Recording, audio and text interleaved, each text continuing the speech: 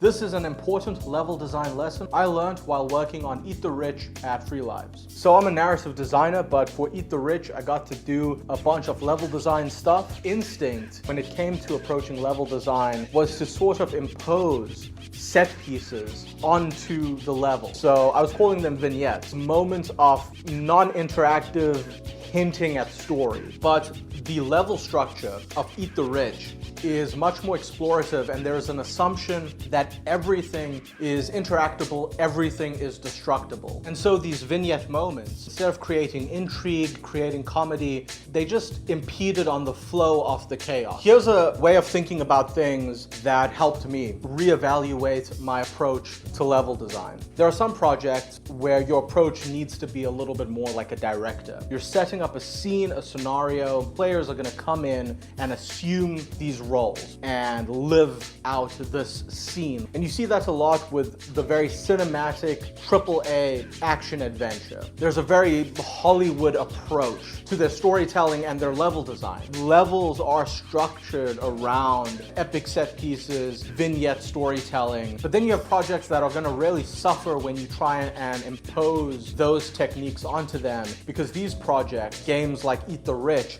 they're actually more like improv comedy. You're not there to be phantom director of a scene. You're there to curate a space where your players can come in and create the comedy for themselves. So here's an example in Eat the Rich. An example of like set piece or kind of like an imposed scripted humor versus emergent humor. We have this set piece moment. You storm the Bezos penthouse and he has these pet bears. The hell is going on here? Are those bears in cages? That's very silly, and the first time people see it, sometimes it gets a chuckle, but that's kind of like an imposed, here's a joke, you know? That is being a director of a scene. Being kind of a curator of a space in your level design is where you get the bigger laughs for a game, specifically like Eat the Rich. This type of design is placing a slip zone, a puddle on a level with just enough space. The player can intentionally or unintentionally direct a mall cop to slip over the puddle, or they themselves can accidentally slip over the puddle and trigger that sort of wacky